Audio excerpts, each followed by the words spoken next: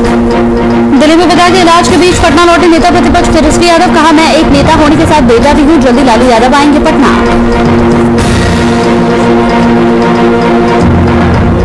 भागलपुर में तेजी से चल रहा सौंदर्यीकरण का काम, 10 करोड़ की लागत से बन रहा है गंगा घाट। नमामि गंगे परियोजना के तहत जारी है कार्रवाई।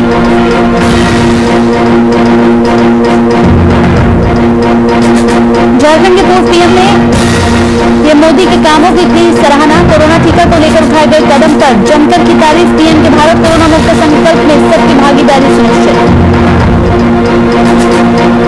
सुल्तानपुर में युवक की पिटाई से मचा हड़कंप, 2 साल पहले विवाद को लेकर दबंग ने की युवकों की पिटाई, पीड़ित युवक ने एसपी से लगाई गुहार।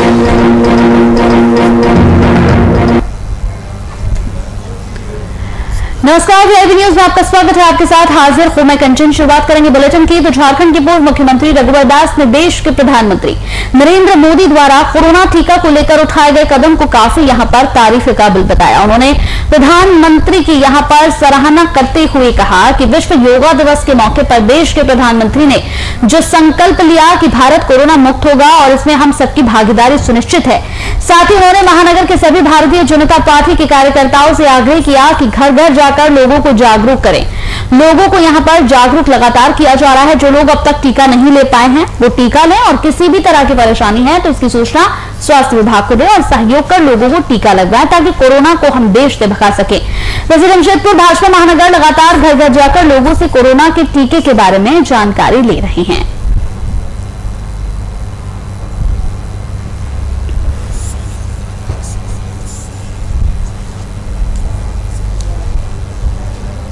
पूरे देश में सभी लोगों को हमारे आदरणीय प्रधानमंत्री जी अंतर्राष्ट्रीय योगा दिवस के अवसर पर 21 जून को पूरे देश में सभी लोगों के लिए फ्री वैक्सीन, जो विश्व में एक ऐतिहासिक कदम भारत में उठाया है, इसके लिए मैं संपन्न माननीय प्रधानमंत्री मोदी जी और उनकी टीम को बहुत बहुत साधुवाद धन्यवाद देना चाहता हूँ। जो पूरे देश में 18 से 18 वर्ष से 45 वर्ष जो युवा शक्ति है, इस महाराष्ट्र में शक्ति है, और कोरोना मुक्त हो, इस देश से फ्री कोरोना का जब पूरे देश में चल रहा है। नेता प्रतिपक्ष तेजस्वी यादव आज दिल्ली से पटना पहुंचे हैं, जिसके बाद मीडिया कर्मियों द्वारा उनसे पूछा गया कि कई दिनों बाद पटना लौटे हैं तो उनका कहना है कि वो नेता के साथ एक बेटे भी हैं। वहीं नेता प्रतिपक्ष ने चुटकी लेते हुए ये भी कहा कि कोरोना काल चल रहा था, मुख्यमंत्री जी तो अपने प्रभारियों को ही घर से निकलने की अनुमति नहीं दे रहे थे, तो मैं बाहर से कैसे आता। वहीं राजद सुप्रीमो लालू प्रसाद यादव की तबीयत को लेकर पूछने पर उन्होंने बताया कि डॉक्टर से बात चल रही है और जल्दी लालू यादव पटना आएंगे।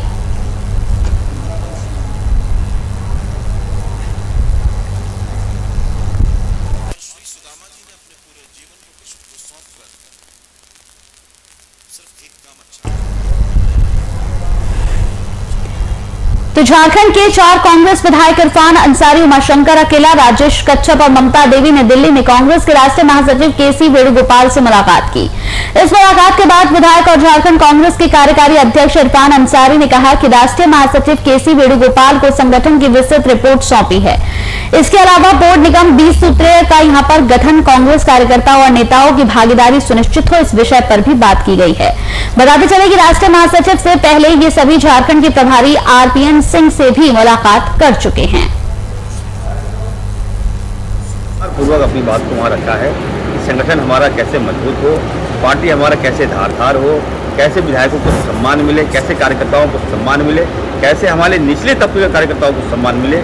इस संबंध में, इस कड़ी में हम लोगों ने केसी वेणुगोपाल जी से हम लोग मिलकर एक एक बात को रखा है और हमारा संगठन कैसे मजबूत हो। दूसरी बात हम लोगों ने कहा कि 20 सूत्री हो, चाहे वो आयु का गठन हो, चाहे वो जो पद खाली हो, उस पर हमारे कार्यकर्ताओं को कैसे भरा जाए, इस संबंध में हम लोगों ने विस्तारपूर्वक बात किया।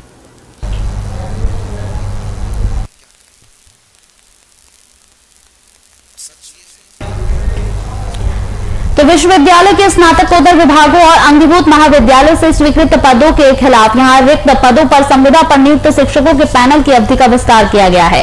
आपको बता दें कि अवधि विस्तार 30 सितंबर 2021 तक का है। झारखंड में 900 अनुबंध शिक्षक काम कर रहे हैं, लेकिन पिछले सरकार के द्वारा बोला गया था कि उन्हें स्थानीय कर दिया जाएगा, लेकिन अब तक इस पर कोई कार्रवाई नहीं हुई है, जिसका विरोध झारखंड असिस्टेंट प्रोफेसर अनुबंध संघ कर रहा है। वहीं झारखंड असिस्टेंट प्रोफेसर संघ के अध्यक्ष निरंजन ने बताया कि कैबिनेट का एक निर्णय आया है कि झारखंड में सभी विश्वविद्यालय के अनुबंधित असिस्टेंट प्रोफेसरों की अवधि को बढ़ा दिया गया। यह अवधि विस्तार मात्र 6 महीने की है और इस निर्णय का संघ द्वारा विरोध किया जा रहा है।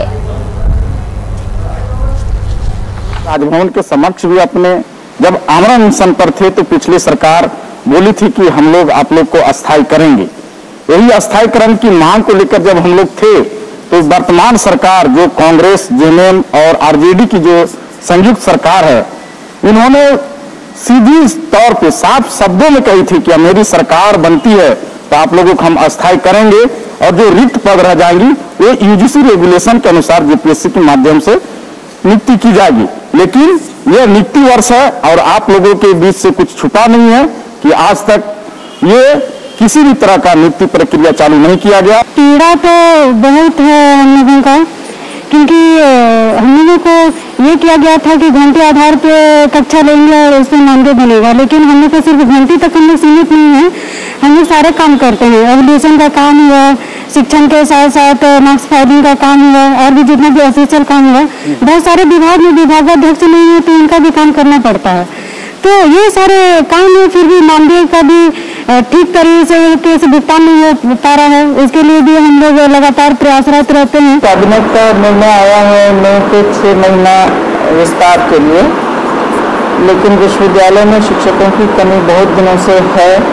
लगातार हमारे शिक्षक रिटायर भी होते जा रहे हैं और अनुबंध पर जो शिक्षक हैं वो पूरा सहयोग कर रहे हैं, क्लासेस ले रहे हैं, एग्जामिनेशन ले रहे हैं, सारा एग्जामिनेशन वर्क भी कर रहे हैं वो लोग। तो एक तरह से हम 50% उन्हीं लोगों के ऊपर डिपेंडेंट हैं और ये सरकार का ही निर्णय है। हाँ ठीक है सर, तो वही इसी के लिए मुख्यमंत्री नीतीश कुमार ने पूरे राज्य में 6000 टीकाकरण केंद्र से 6 लाख लोगों को टीका लगाने की यहां पर मुहिम चलाई है। इसी कड़ी में भागलपुर जिले में कई यहां पर आदर्श केंद्रों का निर्माण कराया गया है। इन्हीं में से एक है केंद्र नाथनगर स्थित AR अग्रवाल इंटरनेशनल स्कूल। इस मौके पर मौजूद कुलपति ने सभी लोगों से वैक्सीन लगवाने की अपील की। बहुत ही सुंदर एक कार्यक्रम किया गया है समस्या निवारण समिति की ओर से और जिसे स्पॉन्सर किया है AR school international Agarwal school में। और मुझे इस विद्यालय को देखकर भी बहुत प्रसन्नता हुई और ये समिति जो कार्य कर रही है इन दोनों को मैं बधाई देना चाहूँगी।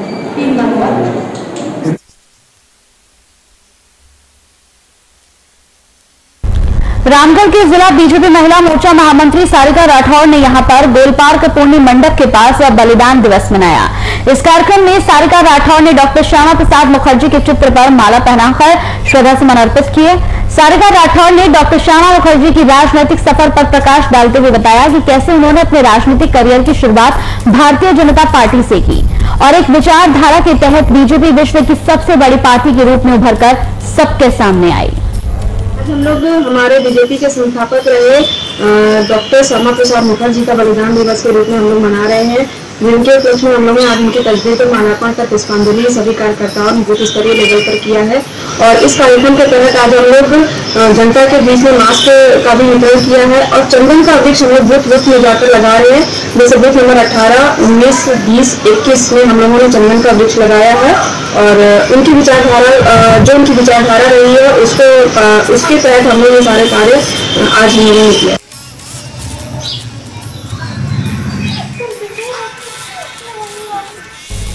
नेता प्रतिपक्ष तेजस्वी यादव के पटना लौटते ही बिहार का सियासी पारा परवान चढ़ गया है। चिराग पासवान प्रकरण को लेकर तेजस्वी यादव के बयान पर बिहार बीजेपी एक बार फिर से बिखर पड़ी है। बीजेपी के प्रदेश प्रवक्ता डॉक्टर राम सागर सिंह ने तेजस्वी यादव के यहां बंच ऑफ थॉट बयान पर राजद और कांग्रेस पर एक साथ बयानों की मिसाइलें दागी हैं। डॉक्टर राम सागर ने बंच ऑफ थॉट की भूमिका लालू प्रसाद को बखूबी पता होने की बात कही। साथ ही उन्होंने तेजस्वी पर चिराग को भड़काने का आरोप लगाते हुए उन्हें ऐसा न करने की हिदायत भी दी। तेजस्वी यादव अपने बयान में जिस बंच ऑफ थॉट की बात की है, शायद उनको ये पता नहीं होगा कि उसी बंच ऑफ थॉट के सहयोग से आपके पिताजी पहला बार बिहार के मुख्यमंत्री बने थे। उसी बंच ऑफ थॉट के सहयोग से अम्बेडकर जी सांसद बने थे। आप जिससे करप्ट कॉमन कांग्रेस के साथ गठबंधन किए हुए हैं, वही करप्ट कॉमन कांग्रेस अम्बेडकर जी को चुनाव में हराने का काम किया था और बाद के दिनों में अम्बेडकर जी को इसी बंच ऑफ थॉट के सहयोग से सांसद भारत जाने का मौका मिला था। आप चिराग पासवान को भड़काने और भरमाने का कोशिश नहीं करें। सारे लोगों को पता है कि आपका जो गठबंधन है वो करप्ट और कॉमन लोगों का महागठबंधन है। इसीलिए बार बार बिहार की जनता आपको सत्ता से दूर रख रही है।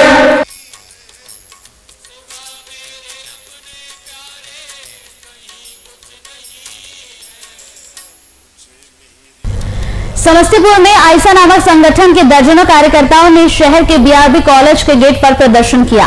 इस दौरान कार्यकर्ताओं ने अपनी मांगे तख्तियों पर लिखकर यहां जोरदार प्रदर्शन किया है।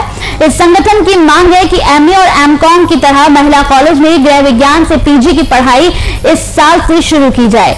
इस संबंध में संगठन के सदस्यों की ओर से यहां पर विश्वविद्यालय के कुलपति को ज्ञापन भी सौंपा गया।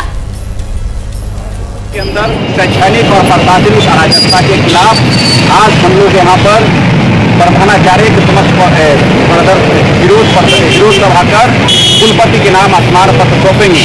जैसा कि आप लोग जान रहे हैं कि विश्वविद्यालय के अंदर पुलिस के तरह ट्रांसफर पोस्टिंग धरने से किया जा रहा है, लेकिन शिक्षक छात्र कर्मचारी का समस्या है, मुंह वाहे खड़ा है। छात्राओं के लिए शौचालय और वहाँ पर वर्ग भवन बनाने की मांग आज की हम लोग मांग से करते हैं।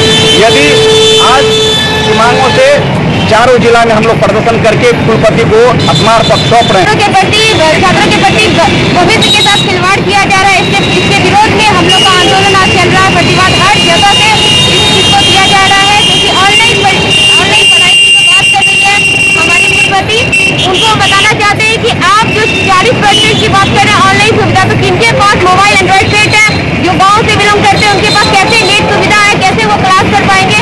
तो इस तरीके से बहुत बड़े पैमाने में समाज में जो छात्र छात्राएं हैं वो छात्र शिक्षा से वंचित रह जाएंगे। इसके खिलाफ में हम लोग का प्रतिवाद दिवस मनाया जा रहा है। के अंदर शैक्षणिक और प्रशासनिक अराजकता के खिलाफ।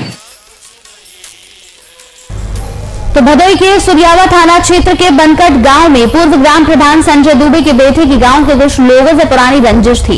पुरानी रंजिश को लेकर संजय दुबे पर तमंचे से यहां पर फायर कर दिया गया। वहीं गोली लगने की वजह से पूर्व ग्राम प्रधान संजय दुबे घायल हो गए, जिसे इलाज के लिए वाराणसी के एक अस्पताल में भर्ती कराया गया। इस मामले में पुलिस ने राहुल पांडे, अंकित दुबे और संदीप दुबे नाम के 3 आरोपियों को गिरफ्तार कर लिया है। जो 3 लड़के आपने देखे हैं जो पकड़े गए हैं, इनमें से एक राहुल पांडे है, एक संदीप उर्फरिया और एक अंकित दुबे। तो दरअसल ये आपस में बच्चों की लड़ाई थी, इसमें ये 3 लड़के और एक संजय दुबे का लड़का सुंदरम। पिता कहीं पूरी खाने के लिए गए थे, तो वो जब रास्ते में लौट कर आए तो उनके बीच में फिर मारपीट शुरू हो गई और इसी मारपीट में फिर गोली चली और गोली चलने के बाद जो हमारा एसटी शूटर है संजय दुबे वो घायल हुआ है और इस समय वो पुलिस की निगरानी में है और बनारस के एक हॉस्पिटल में एडमिट है।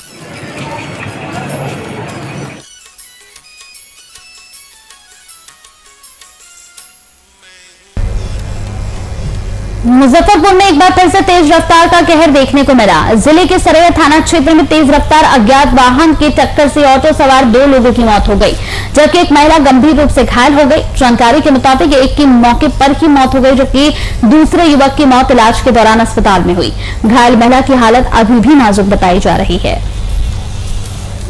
घटना घर से चले हम ट्रेन पकड़ने के लिए, ट्रेन पकड़ने के बाद टेम्पू भाड़ा करके वहाँ से 2 बजे के लमसम लोग घर से निकले हैं। आगे टेम्पू था, पीछे से ट्रक था, ठोकर मार दिया। कहाँ पर घटना हुई है? ये अम्बाड़ा चौक से 1 किलोमीटर आगे बढ़ने के बाद।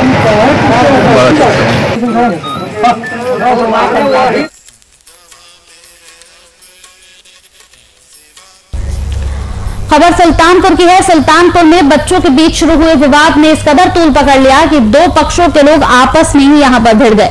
देखते ही देखते एक पक्ष ने हवाई फायरिंग तक यहां शुरू कर दी और इस घटना की सूचना जैसे ही पुलिस को मिली, पुलिस घटनास्थल पर पहुंची और अपनी तरफ से इस पर जांच पड़ताल शुरू कर दी। ग्राम पोस्ट रामनगर कोट, थाना कोतवाली नगर, सुल्तानपुर से बोल रहा हूँ।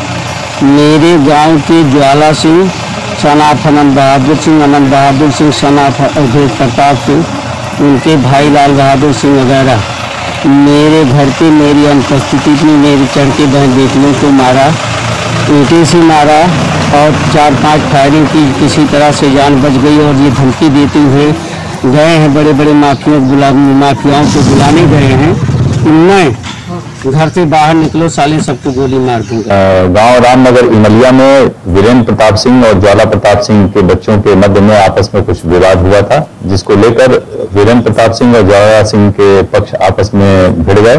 दोनों ने एक दूसरे पर पत्थरबाजी की है। यह भी आरोप है कि ज्वाला सिंह द्वारा जो है वह दूसरे पक्ष को भयभीत करने के लिए अपनी लाइसेंसी बंदूक से हवाई फायरिंग की गई है। इस संबंध में घटना की पुष्टि की जा रही है। साथ ही उनका असलहा व्यवस्थीकरण की कार्रवाई भी प्रचलित की जाएगी। वीडियो बनाता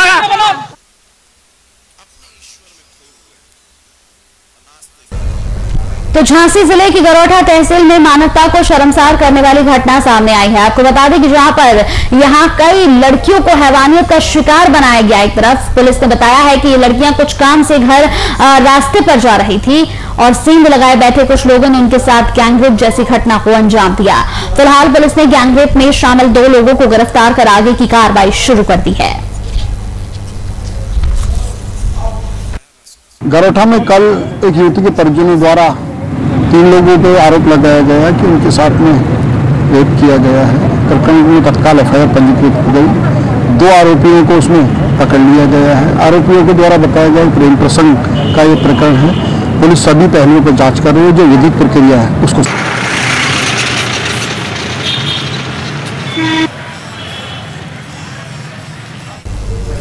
कांग्रेस विधायक अंबा प्रसाद ने बीते दिन सीएम हेमंत सोरेन से मुलाकात की। इस मुलाकात में अंबा प्रसाद ने अपने माता पिता के ऊपर हुए केस के मामले को लेकर यहां सीआईडी से जांच की मांग की और साथ ही मुख्यमंत्री को यहां पर ज्ञापन भी सौंपा। मैं माननीय मुख्यमंत्री जी से मिलकर और उनको एक आवेदन के भी सौंपी हूँ और उनसे मांग किया है कि क्योंकि उन्होंने 5 केसेस का इन्वेस्टिगेशन सीआईडी से कराया है और सब में लगभग यही निकला है कि उनको फंसाया गया। तो बाकी केसेस भी आप और हम जानते हैं कि रघुवर दास और बाकी कुछ अधिकारी मिलकर इसको पर्सनली लेके और तबाह करने का कोशिश किए थे हम पूरे परिवार को। तो मेरा यही मांग है कि वो जितने भी केसेस हमारे ऊपर ये 5 साल में हुए हैं इस पे सीआईडी को जांच करने के लिए आदेश दिया जाए और वही ऑफिसर से जांच कराया जाए जिन्होंने इस 2 आईओ को के ऊपर कार्रवाई की है।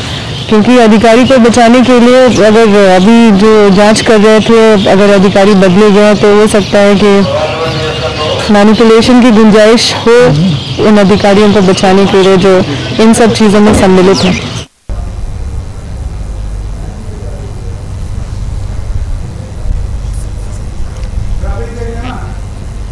तो भागलपुर में जेडीयू चिकित्सा प्रकोष्ठ के नवनियुक्त जिला अध्यक्ष डॉक्टर अजय कुमार की ओर से एक बैठक आयोजित की गई। आपको बता दें कि इस बैठक में जेडीयू जिला अध्यक्ष पंचम श्रीवास्तव सहित बड़ी संख्या में जेडीयू के अलग अलग प्रकोष्ठ के कार्यकर्ता शामिल हुए। इस दौरान मुख्य रूप से बिहार में टीकाकरण के लक्ष्य को प्राप्त करने पर चर्चा की गई, जिसमें प्रकोष्ठ के सदस्य तय लक्ष्य को प्राप्त करने को लेकर काफी ज्यादा आश्वस्त भी नजर आए।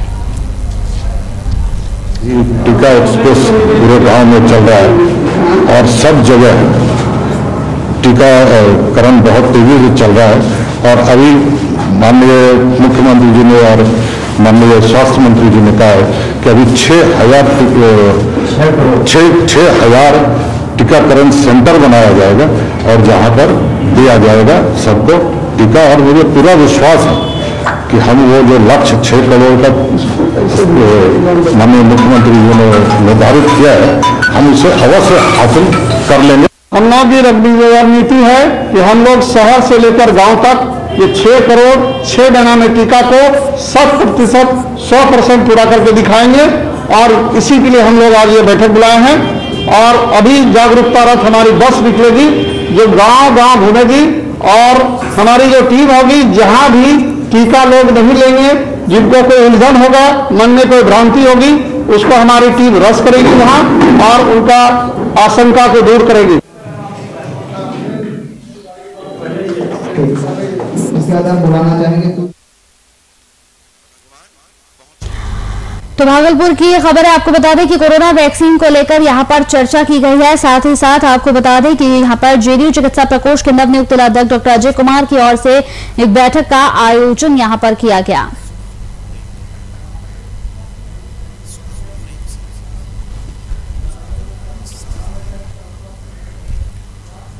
चलिए इसी बीच इस वक्त की बड़ी खबर रांची से आपको दिखाने जो आ रहे हैं टीवी स्क्रीन पर। इस वक्त की बड़ी खबर रांची से आ रही है। आपको बता दें कि रांची से इस वक्त की बड़ी खबर, जिस तरीके से यहां पर बड़ी खबर है, ये झारखंड में बड़ा है स्वास्थ्य सुरक्षा सप्ताह। इस वक्त की बड़ी खबर रांची से, इस वक्त की बड़ी खबर आपको बता रहे हैं 24 जून से 1 जुलाई की सुबह 6 बजे तक ये लागू रहेगा।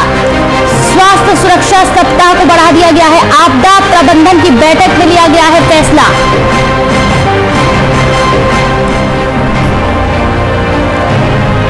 इस पूरी खबर पर ज्यादा जानकारी के साथ हमारे संवाददाता शुभम हमारे साथ फोन लाइन पर जुड़ गए हैं। शुभम, झारखंड में स्वास्थ्य सुरक्षा सप्ताह को बढ़ा दिया गया है, क्या कुछ अपडेट मिल रहा है इस पूरी खबर पर?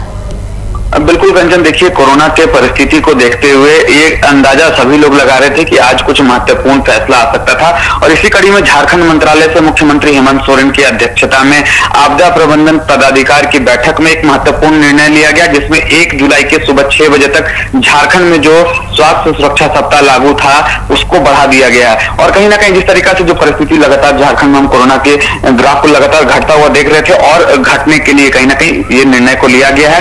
कंचन, सबसे महत्वपूर्ण बात इसमें यह है कि जिस तरीका से झारखंड में जो कह सकते हैं जो साप्ताहिक जो आखिरी दिन होता है शनिवार से लेकर रविवार और सोमवार की सुबह 6 बजे तक झारखंड में संपूर्ण लॉकडाउन यथासंभव इस बार के जो स्वास्थ्य सुरक्षा सप्ताह है उसमें भी बरकरार रहेगा।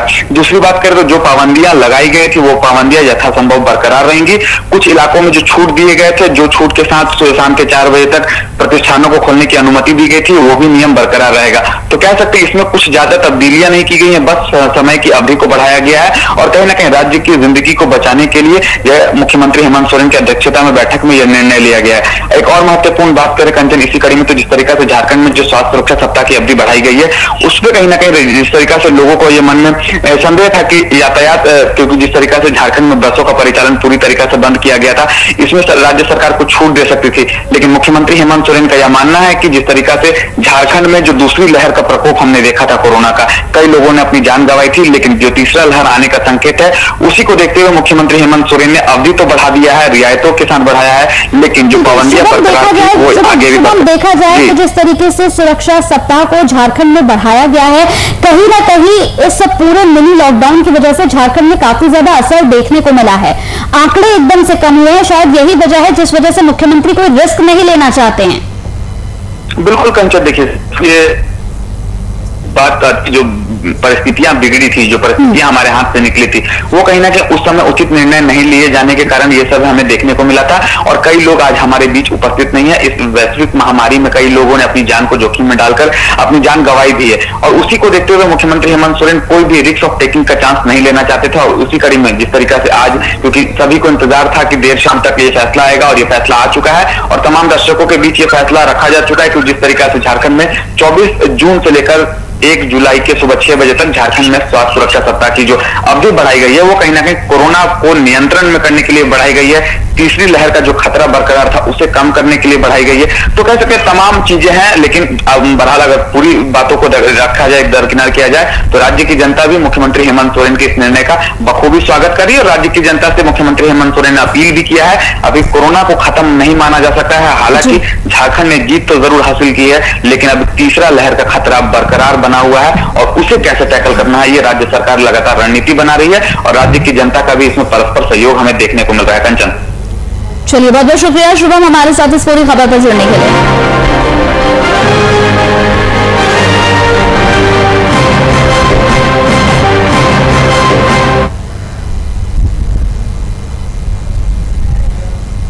वही समस्तीपुर जिले में एसपी मानवजीत सिंह ढिल्लों ने दल सिंह सराय थाने का निरीक्षण किया। निरीक्षण में उन्होंने विभिन्न कांडों की यहां पर समीक्षा की और साथ ही लंबित जो मामले यहां पर पड़े हुए हैं उनके निपटारे के लिए मौजूद पदाधिकारियों को निर्देश दिया।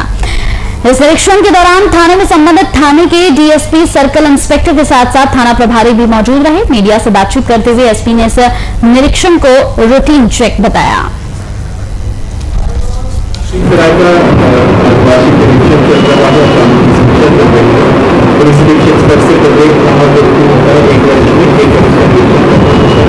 जितने भी लंबे केसेस किया जा रहा है, जिन केसेस में ऑन द स्पॉट निष्पादन करवाने का निर्देश दिया जा रहा है। आप उनको बुलाएंगे, ठीक है, आप उनको बुलाइए। पत्र वाला आदेश का अवहेलना हुआ उसको निरस्त किया जाता है। और